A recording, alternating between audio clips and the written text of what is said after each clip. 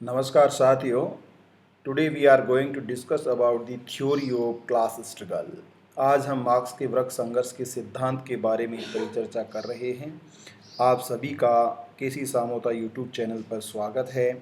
Marks के कुछ सिद्धांतों के बारे में हमने पूर्व व्याख्यानों में परिचर्चा की है और कुछ जो अधिशेष सिद्धांत हैं उनके बारे में अब हम नेक्स्ट व्याख्यानों में परिचर्चा करेंगे। आज के इस व्याख्यान में हमारा विषय है कार्ल मार्क्स का वर्ग संघर्ष का सिद्धांत। कार्ल मार्क्स के महत्वपूर्ण सिद्धांतों में से आधारभूत सिद्धांतों में से एक है जिसे क्लास स्ट्रगल और क्लास कॉन्फ्लिक्ट थ्योरी के नाम से भी जाना जाता है। आखिरकार मार्क्स की जो संकल्पना हमने पढ़ी और जैसा हमने परिचर्चा की कि कार्ल मार्क्स एक ऐसा समाज चाहते थे जिसमें कोई वर्ग नहीं हो, ऐसा राज्य चाहते थे जिसमें राज्य ही नहीं हो और ऐसी व्यवस्था चाहते थे जिस व्यवस्था में धर्म ही नहीं हो। तो ये कार्ल मार्क्स का सपना था कि एक ऐसा आदर्श समाज स्थापित हो जिसमें वर्ग नहीं हो, अमीर और गरीब, जिसमें धर्म नहीं हो, किसी भी प्रकार का रिलीजन, और जिसमें राज्य ही नहीं हो, वह किसी भी प्रकार का राज्य नहीं हो। ऐसी व्यवस्था कार्ल मार्क्स स्थापित करना चाहते थे। आखिरकार कार्ल मार्क्स ऐसा क्यों चाहते थे, इसके पीछे का जो आर्थिक कारक है वर्ग संघर्ष का सिद्धांत है। आखिरकार इस सिद्धांत के माध्यम से हम ये जानेंगे कि वर्ग क्या होते हैं और वर्गों के बीच संघर्ष क्यों होता है और इस संघर्ष का इतिहास क्या रहा है और इस संघर्ष का भविष्य क्या होगा। इन तीनों ही बातों के बारे में हम इस व्याख्यान में परिचर्चा करेंगे। तो आइए विस्तार से जानते हैं कार्ल मार्क्स का वर्ग संघर्ष का सिद्धांत क्या है, बहुत ही सरल शब्दों में। साथियों, कार्ल मार्क्स के बहुत से विचार अलग अलग चिंतकों से ग्रहण किए गए हैं। जैसा पहले भी बताया गया कि कार्ल मार्क्स ने यूनिवर्सिटी ऑफ बर्लिन की दो विचारधाराओं को ग्रहण किया, जिसमें एक थॉमस हिलग्रीन के जो जॉर्ज फ्रेडरिक विलियम हेगल की विचारधारा जिसे डायलैक्टिक मेथड कहा जाता है वो उससे ग्रहण की, और जो उस पद्धति को ऑपरेट करने वाला या समाज का जो परिवर्तन या सामाजिक विकास की जो प्रक्रिया है जिसे जिग जैंग सिद्धांत के नाम से जाना जाता है, उस सिद्धांत की प्रक्रिया का कारक उन्होंने फ्यूबरबॉक्स से लिया जिसे मेटेरियलिज्म के नाम से जाना जाता है। साथियों, कार्ल मार्क्स ने जिस कारण से जो आर्थिक आधार बनता है वह कैसे बनता है और क्यों ये कारक बनता है समाज में बदलाव का, जिसे सरप्लस वैल्यू थ्योरी कहा जाता है, माल्थस और रिकार्डो के चिंतन से प्रभावित होकर कार्ल मार्क्स ने सरप्लस वैल्यू थ्योरी को डिजाइन किया। जो वर्ग संघर्ष का सिद्धांत है वह उन्होंने ग्यूजे से प्राप्त किया है, जिसमें दो वर्गों के बीच हितों में टकराव होने के कारण संघर्ष होता है। यदि वर्ग हो या नहीं हो, अगर संघर्ष नहीं होगा, हित विपरीत नहीं होंगे तो वर्ग ही नहीं होंगे और वह वर्ग विहीन व्यवस्था या एक वर्ग की व्यवस्था उसे माना जाता है। ग्यूजो के इस चिंतन में जो कार्ल मार्क्स ने आदिम साम्यवाद और आधुनिक साम्यवाद की दो अवस्थाओं का जिक्र किया है, they were stages were the classless stages, ये दोनों ही अवस्थाएं वर्ग संघर्ष की विहीन की अवस्थाएं थी। कार्ल मार्क्स ने कम्युनिज्म, जो मॉडर्न कम्युनिज्म की थ्योरी है, वह डिफ्राइव फ्रॉम द कैबेट्स आइडियोलॉजी, कैबेट के चिंतन से स्वीकार की है। इसके साथ ही जिस वह राज्य विहीन, वर्ग विहीन और धर्म विहीन नैतिक समाज की स्थापना करना चाहते हैं वह सेंट साइमन और चार्ल्स फोरियर के चिंतन से प्रभावित है।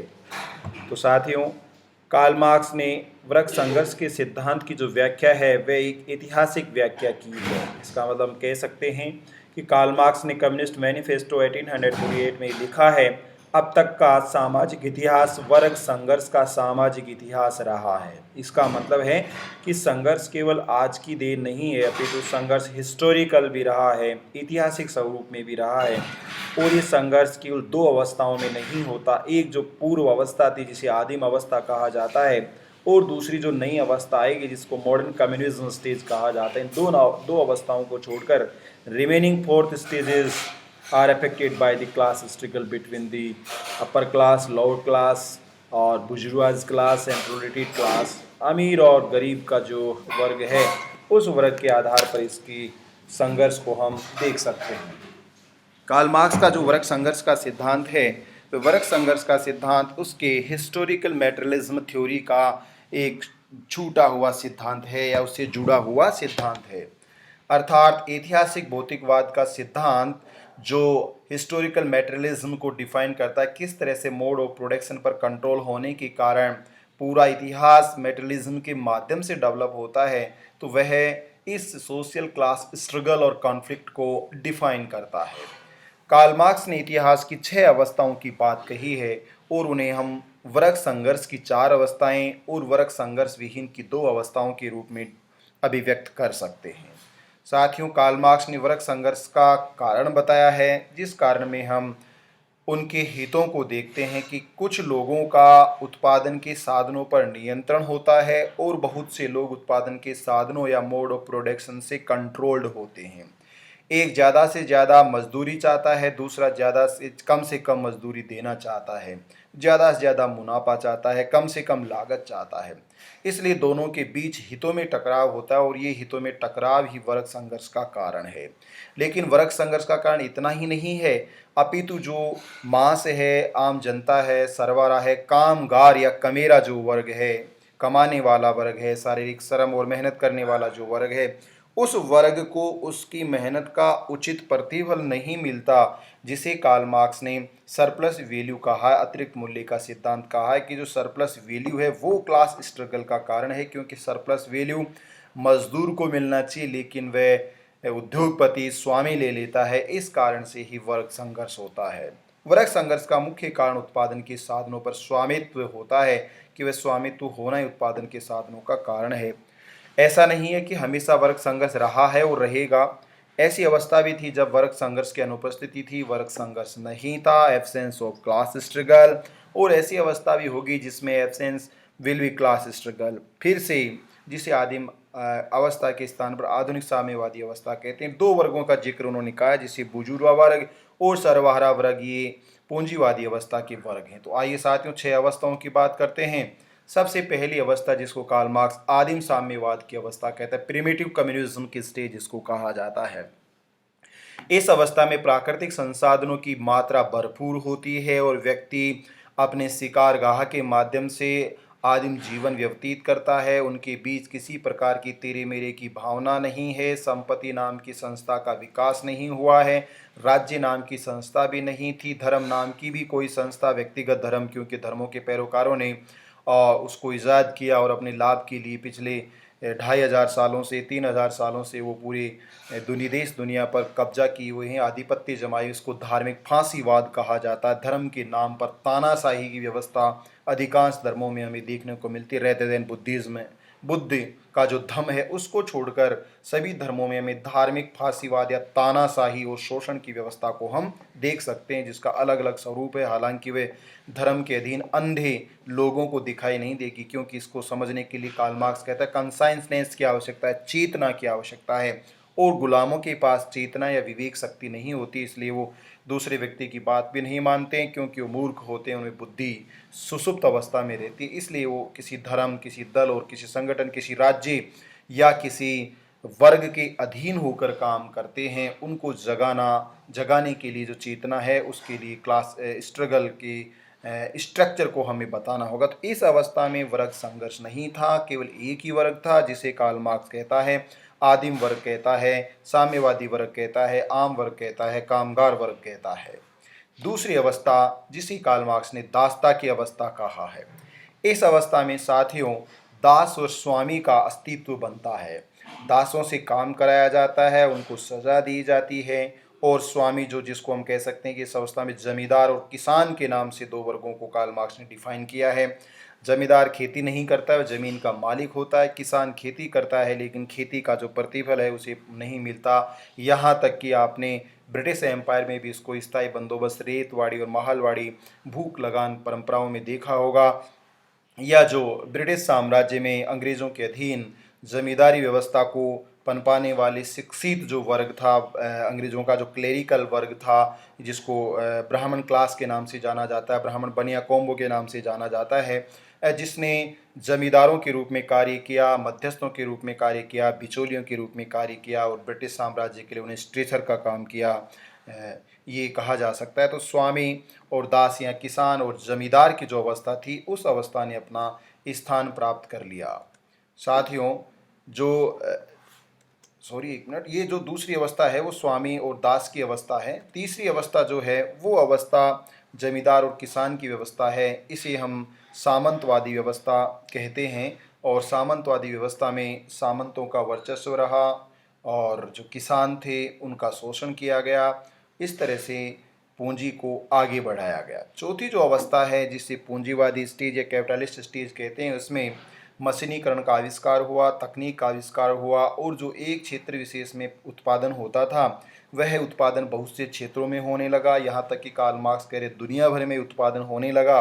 और व्यक्तिवाद के कारण, पूंजीवाद के कारण, उदारवाद के कारण एक व्यक्ति विशेष के हाथों में बड़ी मात्रा में पूंजी संग्रहित हो गई, एकत्रित हो गई। और इसलिए इस व्यक्ति ने अपने आप को बचाने के लिए दीवार के रूप में राज्य को खड़ा किया। इसका मतलब राज्य पूंजीपतियों की संतान है, राज्य पूंजीपतियों की देन है। इस समय दो वर्ग बने, एक बुजुर्गा क्लास और दूसरा सर्वहारा वर्ग। जो बुजुर्गा वर्ग था उसकी संख्या कम थी, परंतु उत्पादन के साधनों पर नियंत्रण होने के कारण और उत्पादन का और वितरण का पूरी दुनिया में विस्तार होने के कारण वो दुनिया भर में अपना वर्चस्व स्थापित उन्होंने कर लिया उत्पादन के साधनों पर। इसलिए पूरी दुनिया के मजदूरों को आह्वान किया है कार्ल मार्क्स ने, दुनिया के मजदूरों एक हो जाओ, खोने के लिए हाथों की बेड़ियां हैं और पाने के लिए पूरा जहान है। तो जो राष्ट्र राज्य की सीमाएं हैं उनसे across the boundaries of state Karl Marx ने ये सभी वर्कर्स से अपील की है कि वो भी यूनाइट हो जाएं, संगठित हो जाएं और संघर्ष करें। संघर्ष में उनकी विजय निश्चित है। तो सर्वहारा वर्ग का जो मेहनत है, सर्वहारा वर्ग की जो मेहनत है, उस मेहनत का प्रतिफल पूंजीपति वर्ग अपने पास रख लेता है और वह उस प्रतिफल को छीन नहीं ले, मांग नहीं ले, विद्रोह नहीं कर दे। उससे बचने के लिए उसने राज्य का विकास किया। ये था सर्वहारा वर्ग और बुजुर्गा वर्ग चौथी अवस्था में। पांचवी अवस्था को कार्ल मार्क्स ने कहा है the dictatorship stage of the proletariat class, सर्वहारा वर्ग की तानाशाही व्यवस्था। इस अवस्था में भी राज्य होता है। पहली अवस्था में और अंतिम अवस्था में राज्य नहीं था, बाकी चार अवस्थाओं में राज्य होता है। इस पांचवी अवस्था में राज्य होता है, लेकिन राज्य मजदूरों के अधीन होकर तानाशाही पूर्ण कार्य करता है, जैसा अब तक वो करता आ रहा था। अब तक राज्य पैसे वालों के लिए, पूंजीपतियों के लिए, जमींदार वर्ग के लिए, स्वामी वर्ग के लिए, बुजुर्गा वर्ग के लिए, जो किसान वर्ग है, जो दास वर्ग था, किसान वर्ग था, सर्वहारा वर्ग था, उस पर उसने तानाशाही का कार्य किया है। अब इसके विपरीत होगा।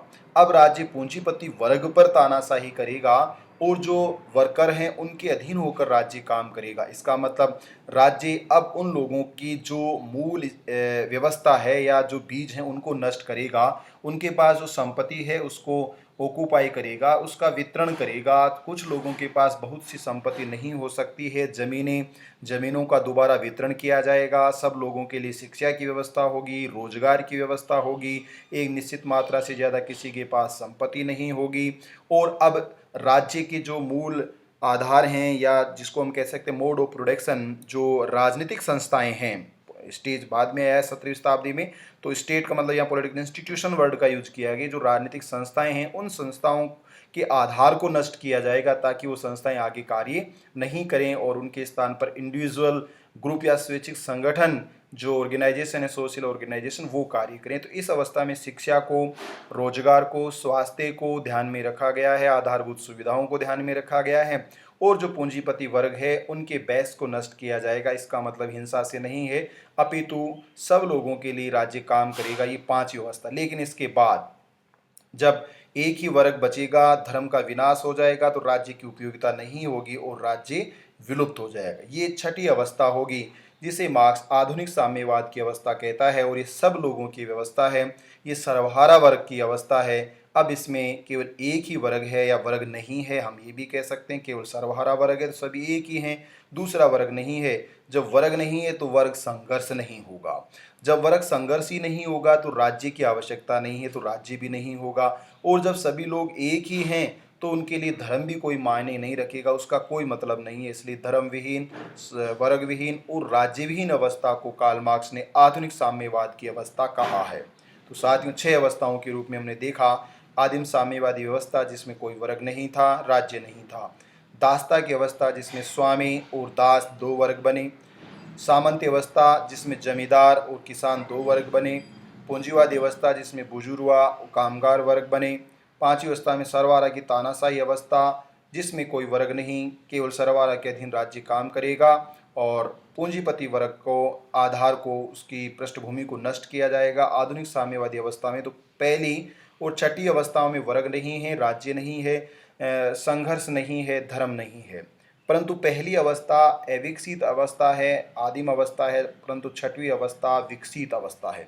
तीसरी अवस्था में जमींदार हैं, या गलती से जिंदा लिखा हो, जमींदार और किसान की बात है। वैसे जमींदार जिंदा है, किसान मरे हुए हैं, ऐसी स्थिति के कारण इसको हम सामंती अवस्था कहते हैं। तो ये 6 अवस्थाओं में कार्ल मार्क्स ने वर्ग संघर्ष को मोड ऑफ प्रोडक्शन के कंट्रोल के माध्यम से समझाया है। तो ये था कार्ल मार्क्स का वर्ग संघर्ष का सिद्धांत।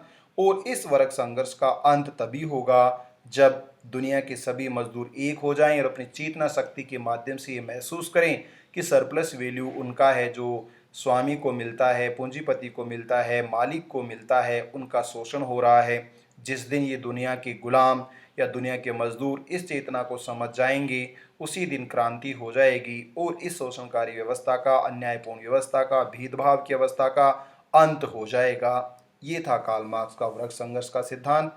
मेरा ये व्याख्यान सुनने और देखने वालों को बहुत बहुत धन्यवाद।